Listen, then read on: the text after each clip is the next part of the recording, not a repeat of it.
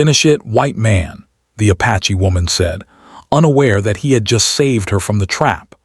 The sun was just beginning to rise over the jagged cliffs and endless stretches of desert. The sky was painted in shades of orange and gold, the colors reflecting off the rocky terrain that seemed to stretch forever. In the quiet of the early morning, the desert was alive with small sounds: the chirping of birds, the scurrying of tiny creatures across the sand, and the whisper of the wind through sparse scrub and cactus. It was a world both beautiful and dangerous, a land that demanded respect from anyone who dared to enter it. John, a seasoned trapper in his late 30s, moved carefully through the rough landscape. Years of living off the land had taught him how to read the signs left by animals, how to find water where none seemed to exist, and how to avoid danger that could appear without warning. His leather boots crunched softly on the dry earth as he scanned the surroundings, eyes sharp and alert. The desert could be unforgiving, and he had learned long ago that one wrong step could be deadly. John was alone, as he usually was on his trips. The isolation was a companion he had grown used to, a friend that allowed him to think and move freely without fear of betrayal. He carried a rifle slung over his shoulder, a worn knife at his belt, and a small pack containing the essentials: dried meat, water, flint, and a few personal items that reminded him of home. He had been traveling for days, following the tracks of animals and the shifting patterns of the wind. Survival was never guaranteed, but experience had taught him patience, and patience had saved his life more times than he could count.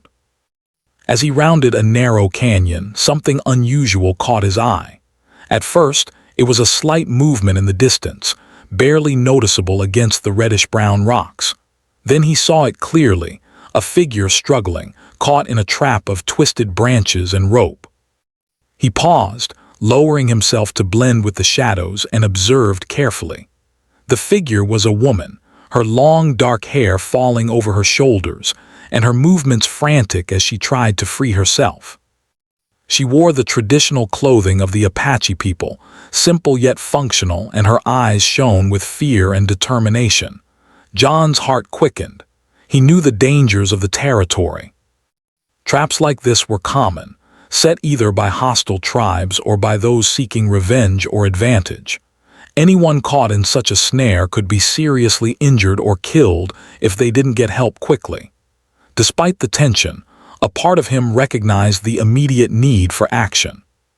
Hesitation could cost a life. He crouched low, moving silently closer, calculating each step to avoid alerting her to his presence too suddenly. The woman's struggles grew more desperate. Her hands were bleeding from the coarse rope, and the sharp branches had cut into her skin.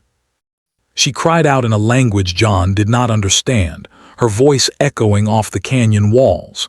He could see the panic in her eyes, the way her chest rose and fell with frantic breaths.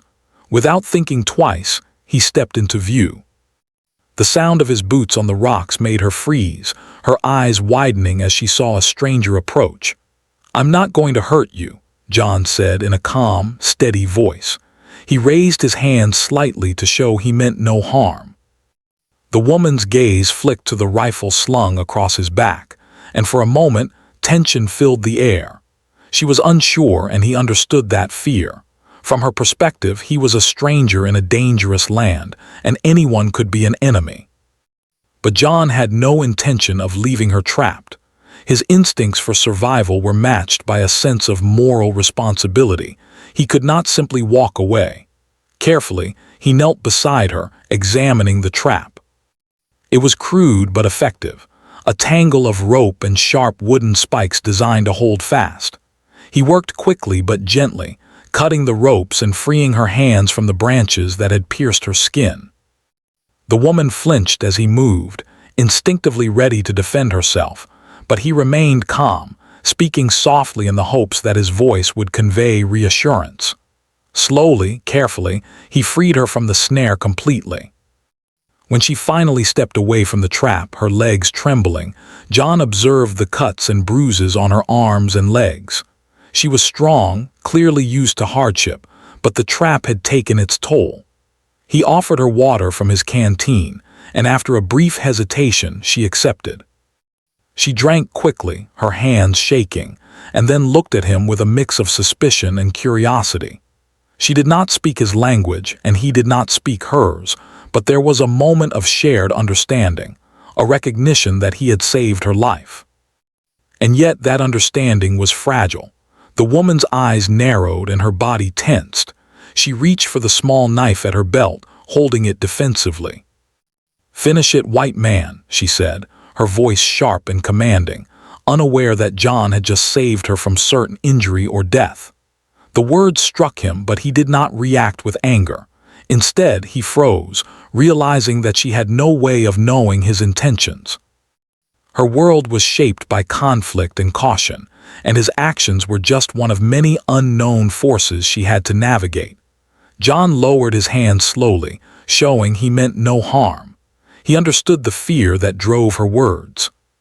She had been in danger, alone and vulnerable, and now faced a stranger who could have been an enemy. He nodded, trying to convey that he had acted out of compassion, not malice.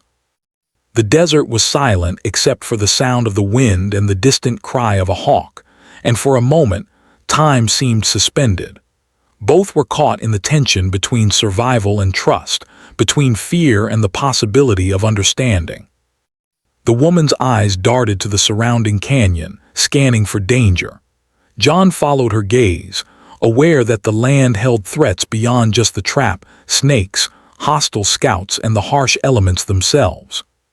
He gestured toward a safer path along the canyon edge, hoping to communicate the need to move before anyone noticed them.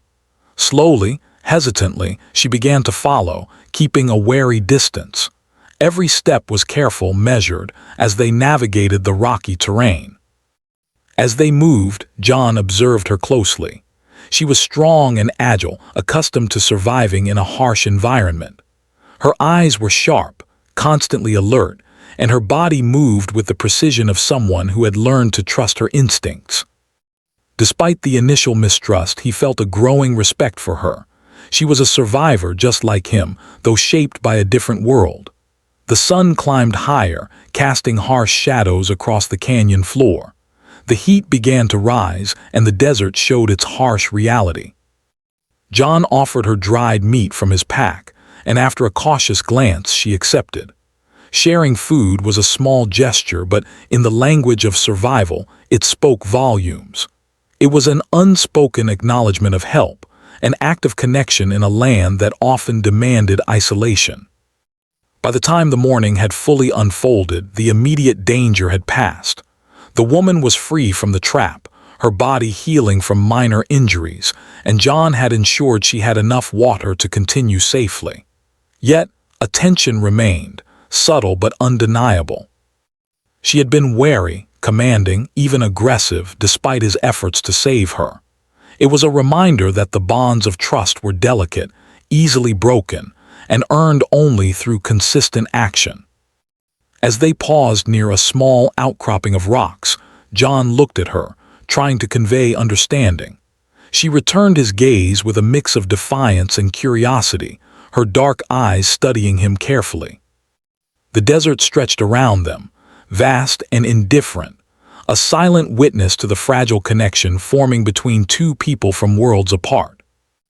In that moment, neither could speak the other's language, but both understood the unspoken truth. Survival often required cooperation, even when trust was not yet earned. The day had begun with danger and fear, but it had also opened the door to a new possibility. In a land where every step could be life or death, John and the woman had found a fragile moment of understanding.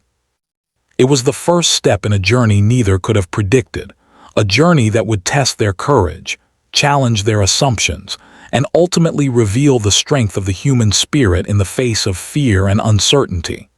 The desert sun climbed higher, scorching the earth and turning the canyon walls into mirrors of heat. Every movement was deliberate, every step required thought. The woman, still tense from the earlier trap, kept her distance from John. Her eyes darted constantly, scanning for signs of danger, while her hands remained close to the knife at her belt. Trust did not come easily, and she had learned long ago that appearances could be deceiving.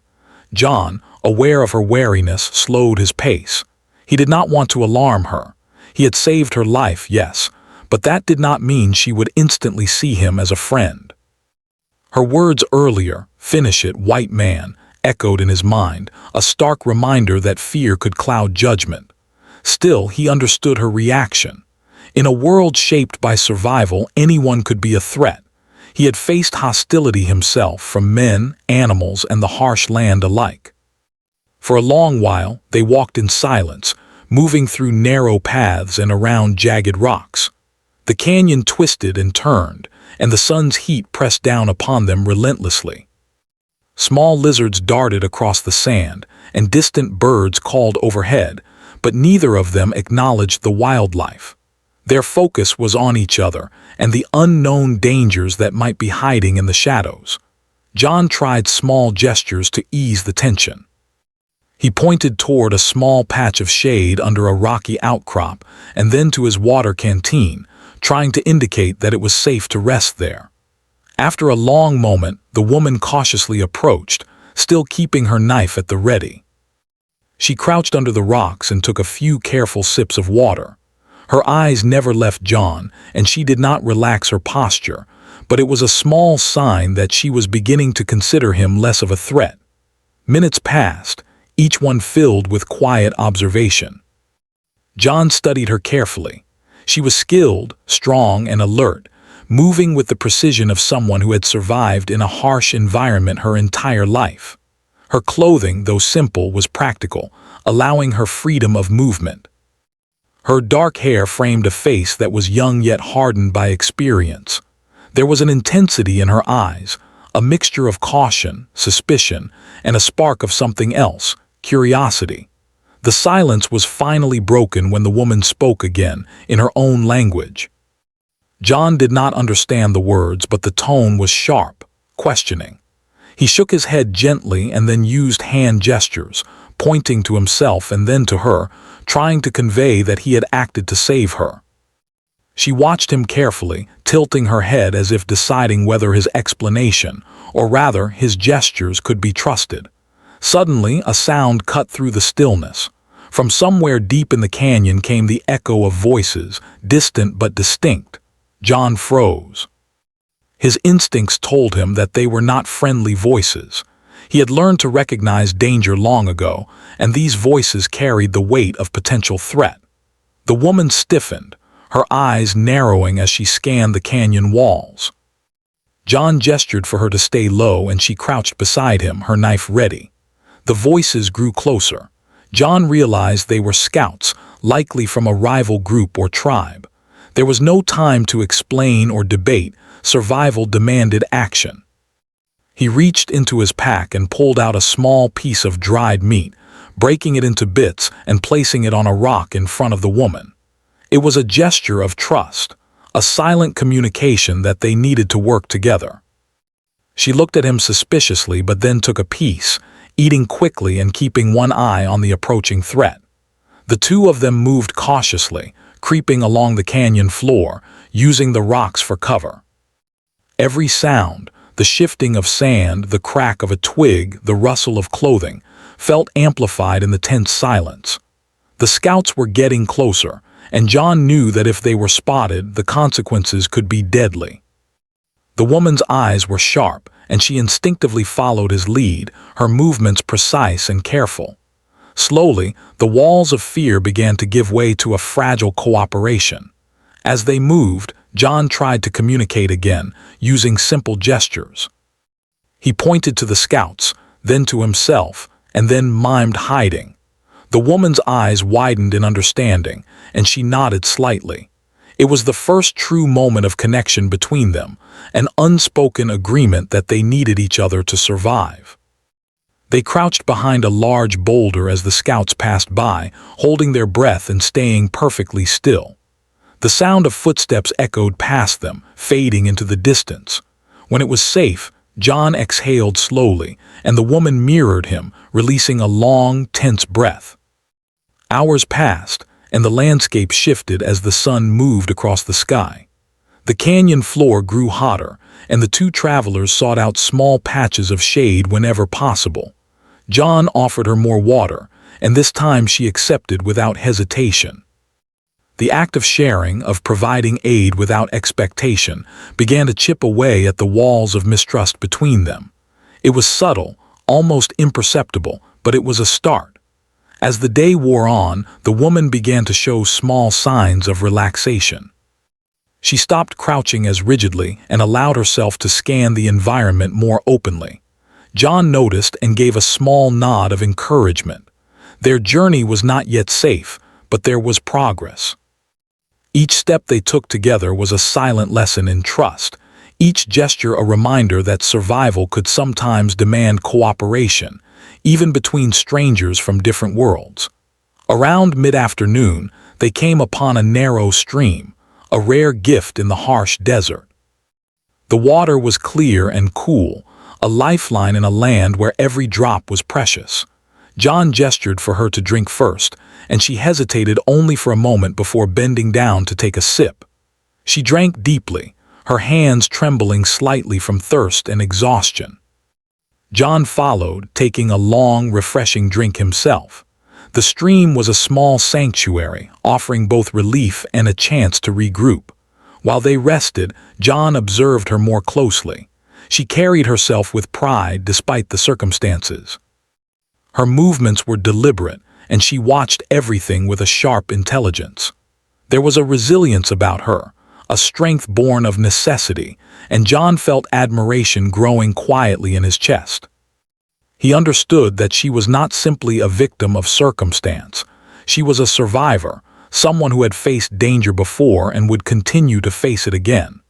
The sun began its slow descent, casting long shadows across the canyon. John knew they could not stay by the stream for long.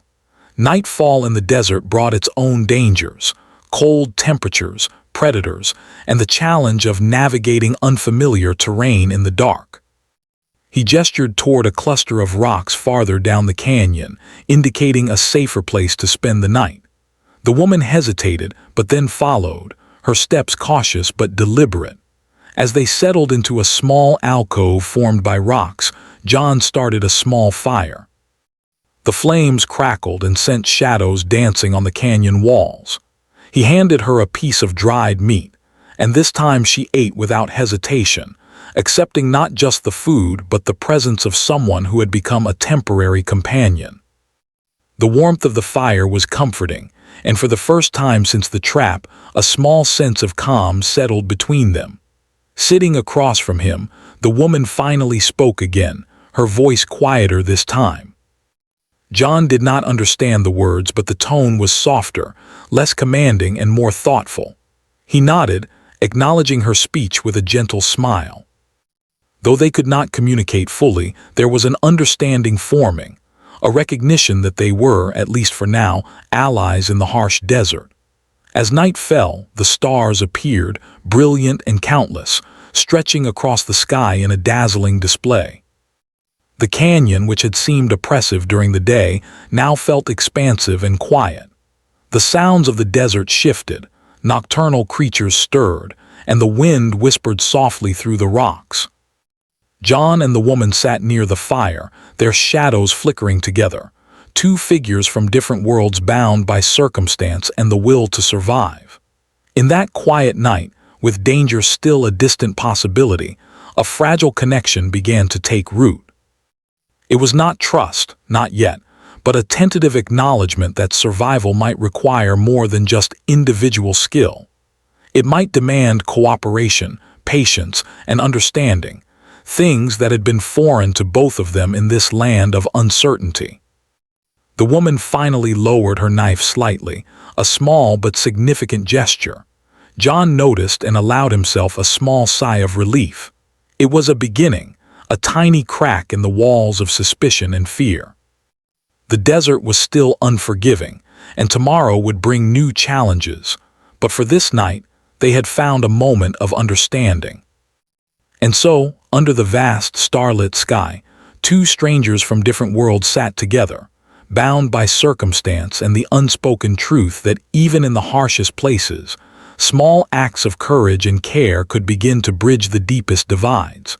The first light of dawn crept slowly over the canyon, spilling pale gold across the jagged rocks and dry earth. The night had been cold and the desert's chill lingered, biting at exposed skin. John stirred, shaking off the stiffness of sleep. He glanced at the woman who sat nearby, her dark hair catching the morning light. She was awake too, her eyes alert, scanning the canyon as though sensing invisible threats. Though the fire had died down hours ago, the warmth of survival lingered between them, a fragile bond, quiet but undeniable. They rose cautiously, moving in silence. The desert demanded respect and attention, and both understood that a single misstep could lead to disaster. They traveled along a narrow ledge, the canyon walls rising steeply beside them, the drop below jagged and unforgiving. John's steps were steady, careful, and deliberate. The woman mirrored his movements, her body coiled with the readiness of a predator. Though they had survived the trap and the night together, danger was far from over. Suddenly, a distant sound cut through the still morning air. A low murmur, almost indistinct at first, grew louder. John froze, squinting toward the source. The sound of many voices echoed through the canyon, carried by the wind. He recognized them immediately, scouts from a hostile Apache band. They were close, and if they saw the woman with him, neither would escape unscathed. He looked at her, gesturing urgently for her to stay low and follow his lead. She nodded, understanding without words. The woman's knife was ready, her movements cautious but swift. Together they crouched behind a large boulder, pressing their bodies against the rough stone. The voices drew nearer, deliberate, echoing off the canyon walls like a warning. John could see the scouts now, armed and alert, moving with practiced efficiency. Their presence reminded him that this was not just about survival in the elements anymore. It was about navigating human danger, and it demanded strategy, trust, and courage. John whispered, using gestures to communicate a plan. He pointed to a narrow crevice in the rocks, showing that they could move quickly through it to escape detection. The woman's eyes widened, but she nodded, recognizing the necessity of the plan. Timing would be critical. One misstep could reveal them, and the scouts would not hesitate. They waited for the exact moment when the scouts passed a certain point, then darted silently through the crevice, their movements precise and calculated. The narrow passage forced them to move single file, their bodies brushing against the rough canyon walls. John went first, then the woman, each step measured, silent. The scouts' voices grew faint behind them, but the danger was not gone. Any wrong move could alert them, and the desert offered no protection once exposed. As they emerged from the crevice into a small alcove, John signaled for her to stay low. They crouched behind a cluster of rocks, catching their breath, the tension in their bodies slowly easing, but only slightly. The woman finally spoke, in her own language, her voice quiet but urgent. John shook his head, indicating he did not understand, and then used gestures to convey that they needed to move carefully to stay ahead of danger. She followed, nodding in agreement. Though they could not speak the same words, the language of survival had its own clarity, and both recognized it. Each gesture, each shared glance, built a deeper understanding between them. Trust was still tentative, but it was growing in the crucible of shared danger. The sun climbed higher, and the heat of the desert pressed down upon them. They moved along a dry riverbed, using the natural curves and shadows to their advantage. John led, scanning the terrain for signs of threat, while the woman followed closely, her body coiled for quick movement. They shared no words, only brief gestures, a nod here, a pointing finger there, but the communication was enough. In silence, they became a unit, navigating the treacherous land as one. By midday, the scouts were still behind them, though their voices were fading. John realized that moving forward quickly and quietly was essential, but the desert offered little in the way of cover. He gestured toward a narrow canyon-side path that led to higher ground. If they could reach the top, they would gain both perspective and safety. The woman hesitated, glancing up at the steep rocks, but then nodded, trusting his judgment. Step by step, they climbed, muscles straining against gravity, sweat dripping in the relentless sun. As they reached a small plateau overlooking the canyon, John paused to rest, allowing the woman to catch her breath. From this vantage point, the desert stretched out endlessly, rugged and wild. The vastness was both beautiful and intimidating, a reminder of how small humans were against the forces of nature. John handed her water from his canteen, and this time she accepted it without hesitation, drinking deeply. The small gestures of trust continued to reinforce the fragile connection forming between them. While resting, John assessed the situation. They were still not safe. The scouts could circle back, or worse, other dangers could appear. They needed a plan for the immediate hours ahead. Using rocks, he traced a rough path with his fingers, pointing toward safer terrain and signaling directions. The woman watched carefully, nodding, absorbing his instructions. She had learned quickly that working together increased their chances of survival exponentially. Their movement resumed, deliberate and cautious. As the sun began its descent, shadows stretched across the desert, and the temperature began to drop. John led them toward a shallow cave, small but sufficient for shelter. The entrance was narrow, hidden by a natural overhang, offering protection from both the elements and potential human threats. Inside, the cave was cool, a stark relief from the heat outside. They settled near the back, away from the entrance, their bodies close to conserve warmth. John offered her more dried meat and she took it, eating slowly. For the first time, her posture relaxed, though only slightly.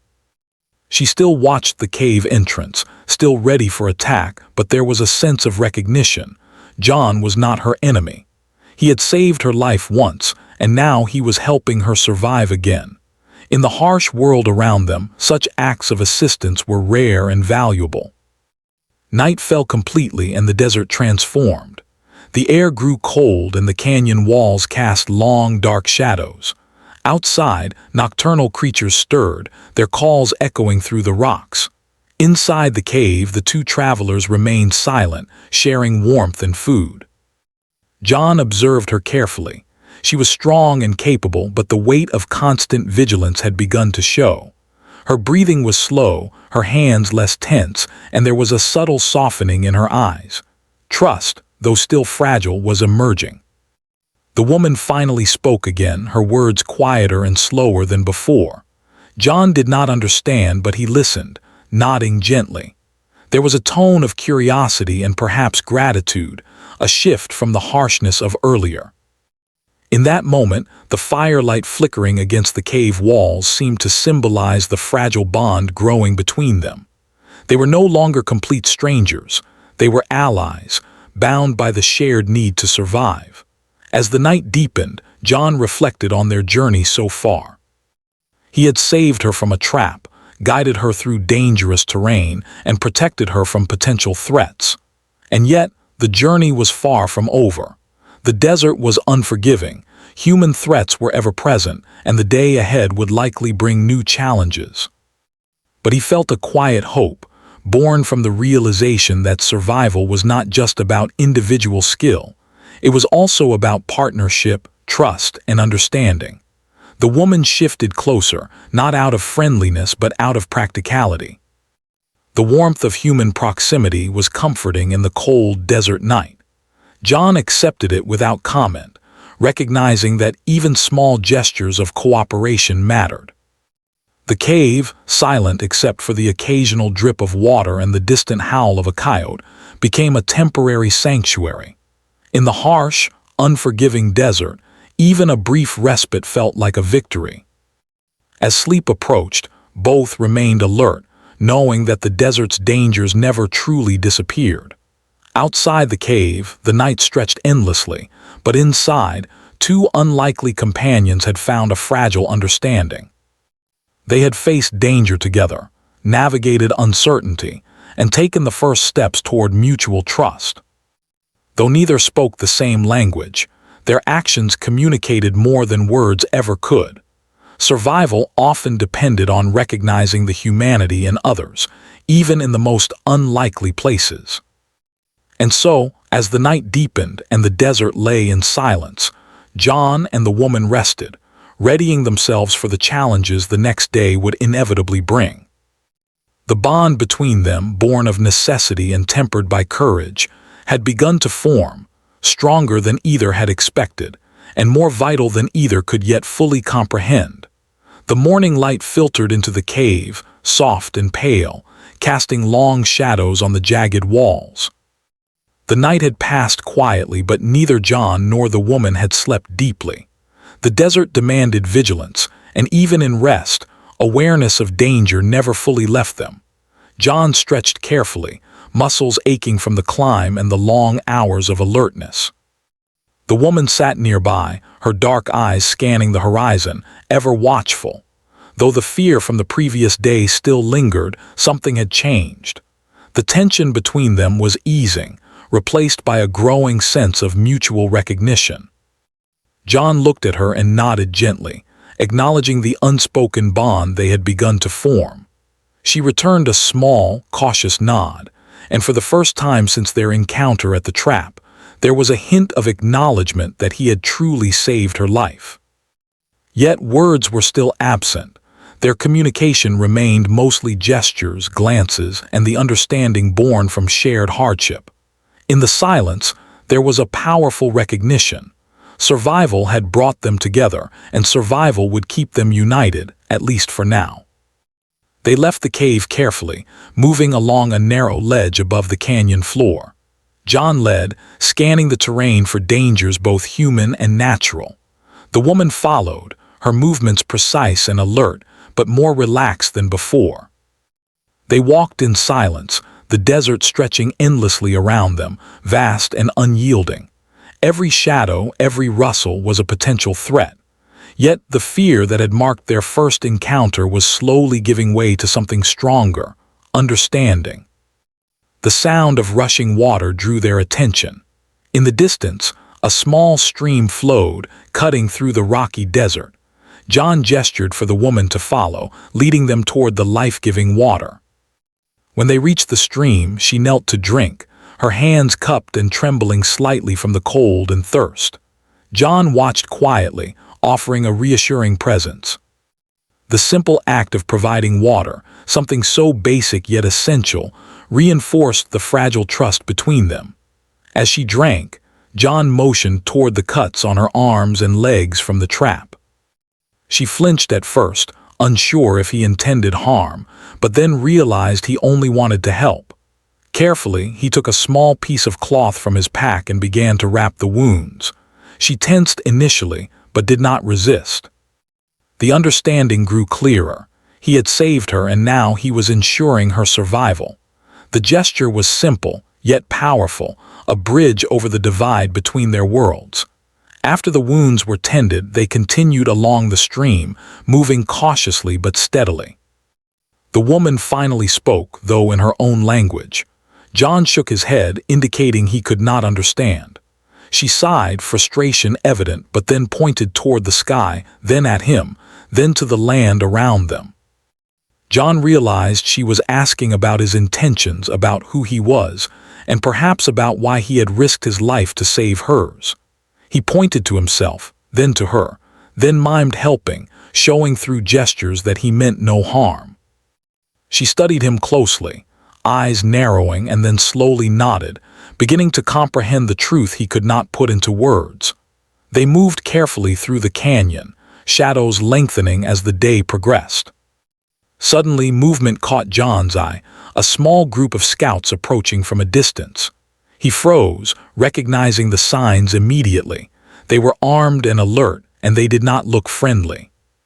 He gestured for the woman to stay low, and together they crouched behind a rocky outcrop. The scouts passed, unaware of their presence, and the two breathed silently in relief.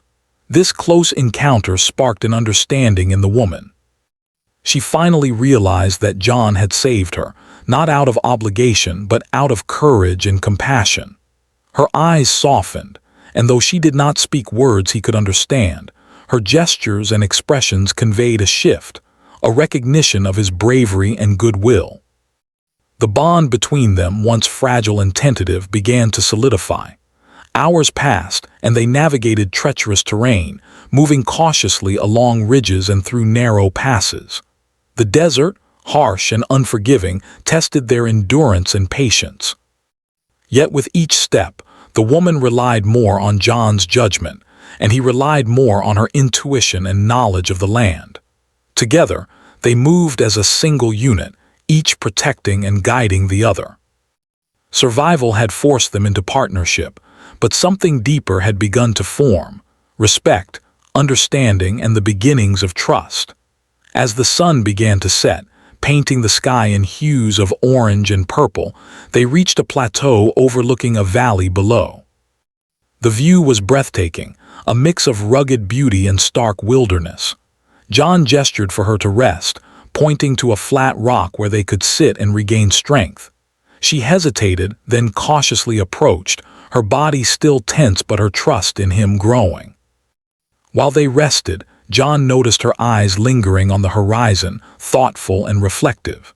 He realized she was thinking about her tribe, her home, and the life she had been forced to flee. He wanted to communicate that he understood, but words failed him. Instead, he offered a small piece of dried meat, a gesture of care and shared survival. She accepted it silently, and the simple act reinforced the growing connection between them.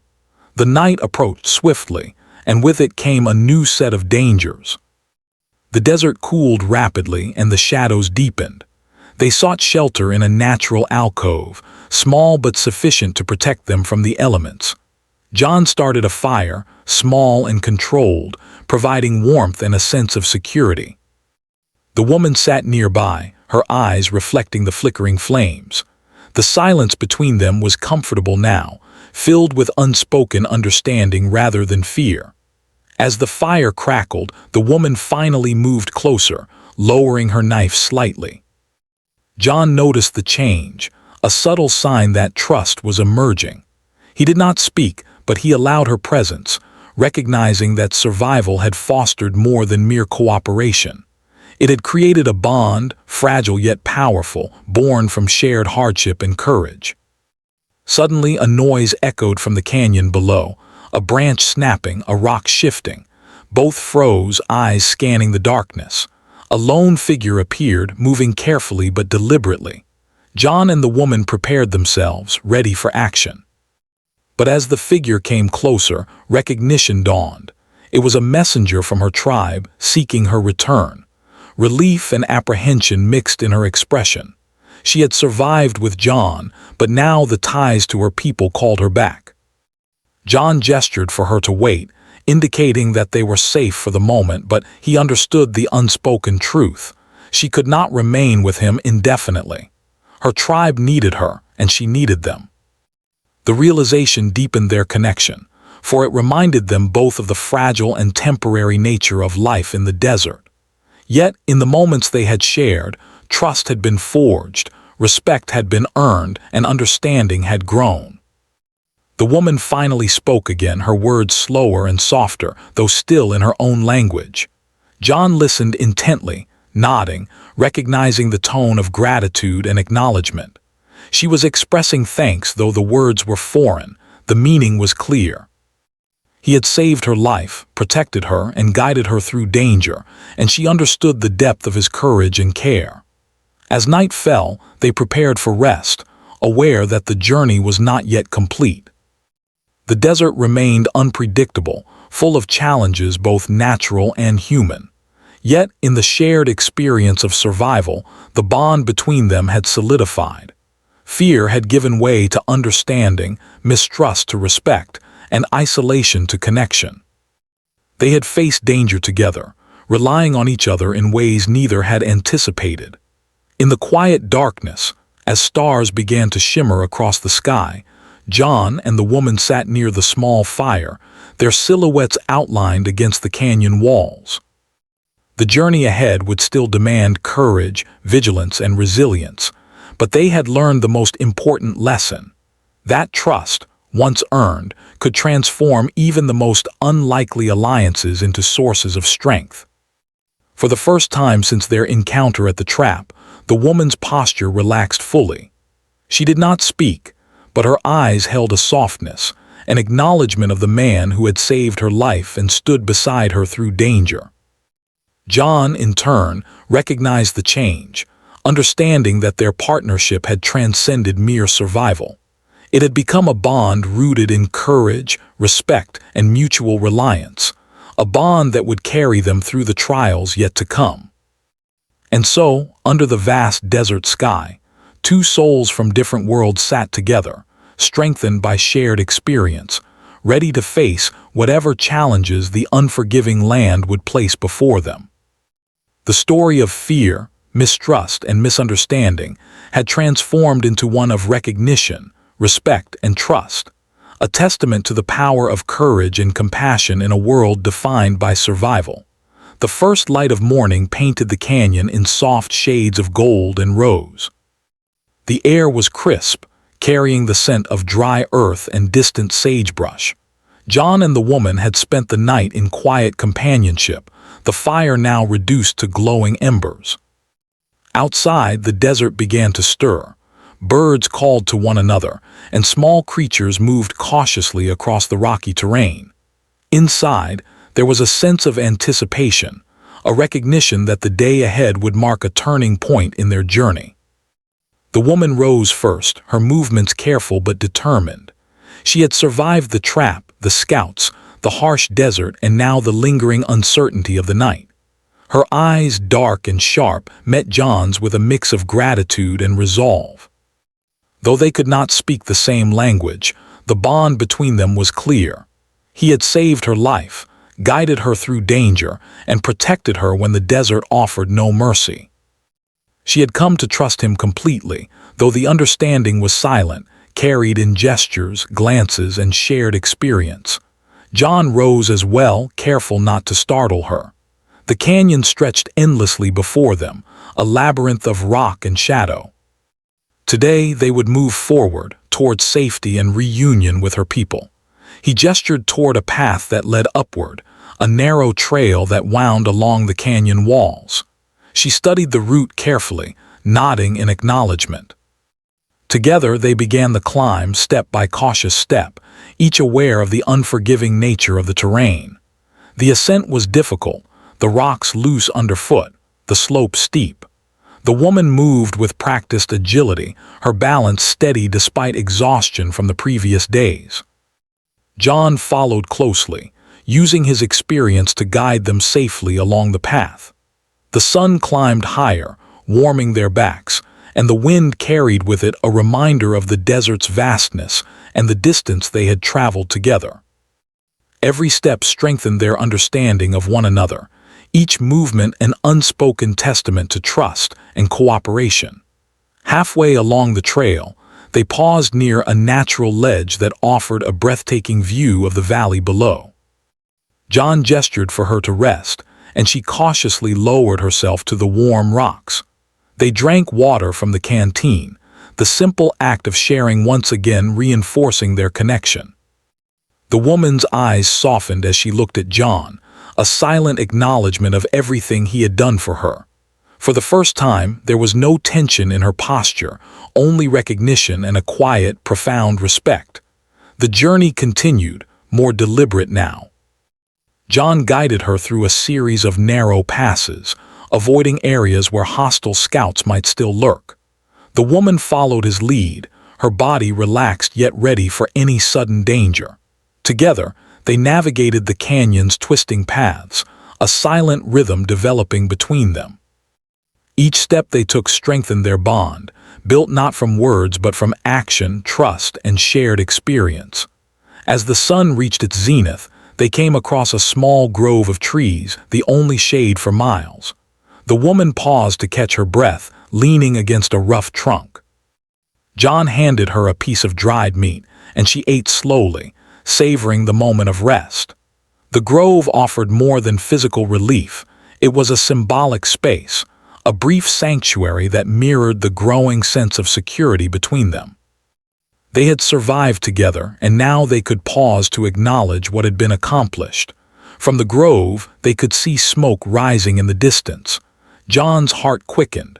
It was a sign of human life, and he hoped it was her tribe. The woman's eyes lit up with recognition and relief.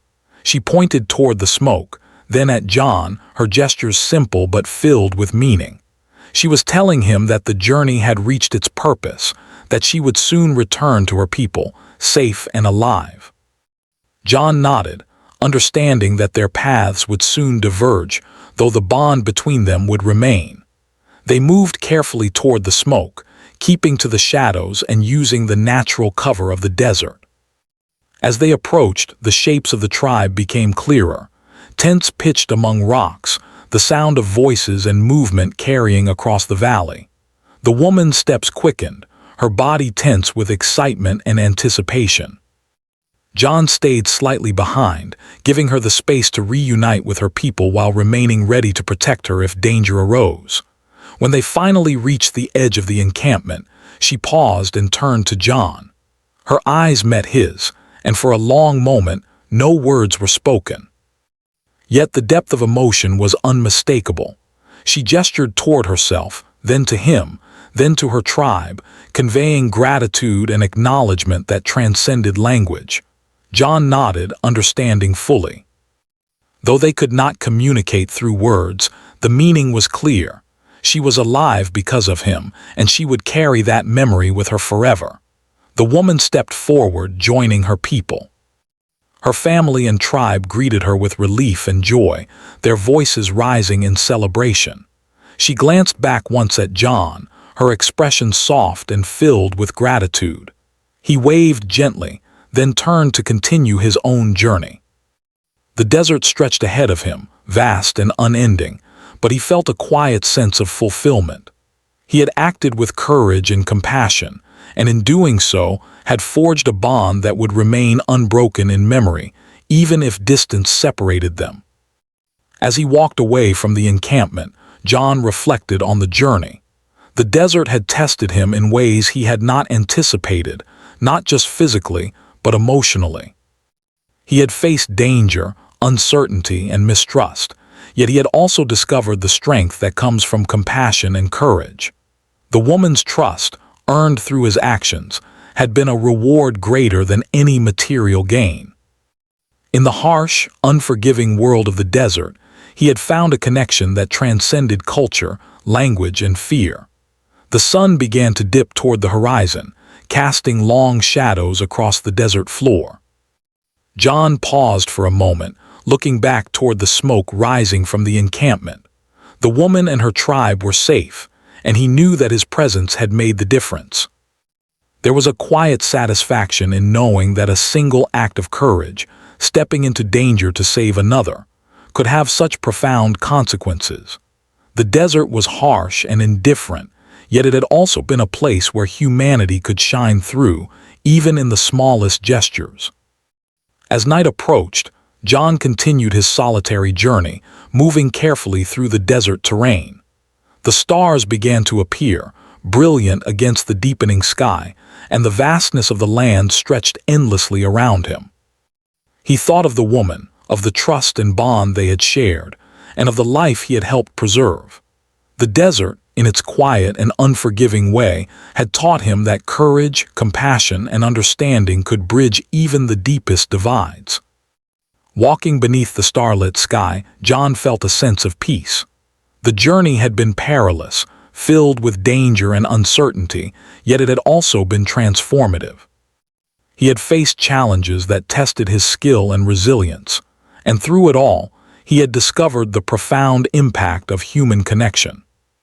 In a world defined by survival, fear, and mistrust, he had found a moment of truth, a reminder that even the smallest acts of kindness could create ripples that changed lives. By the time he stopped to rest for the night, John was alone again, but the memory of the woman's eyes, The trust she had placed in him and the gratitude she had shown lingered in his mind. The desert around him was silent, vast, and indifferent, yet he felt a quiet warmth, a sense of accomplishment, of purpose fulfilled. He had walked through fear and danger, and in doing so, had forged a bond that would endure in memory, a testament to the power of courage, compassion, and human connection. As sleep claimed him beneath the endless canopy of stars, John reflected on the journey and the lessons learned. The desert was a harsh teacher, but it had shown him that even in the most unforgiving places, acts of bravery and care could create lasting bonds.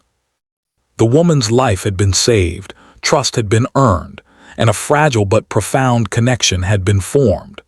It was a reminder that humanity, even in its simplest gestures, could shine brightest against the harshest challenges. And so, under the starlit sky of the vast desert, the story of fear, courage, and trust reached its quiet conclusion. The woman returned safely to her tribe, carrying with her the memory of John's bravery and care. John continued his solitary journey, forever changed by the experience, carrying with him the knowledge that even in the most perilous and unforgiving places, the smallest acts of compassion could make a profound difference. The desert, vast and indifferent, had witnessed the emergence of trust, respect, and the enduring power of human connection.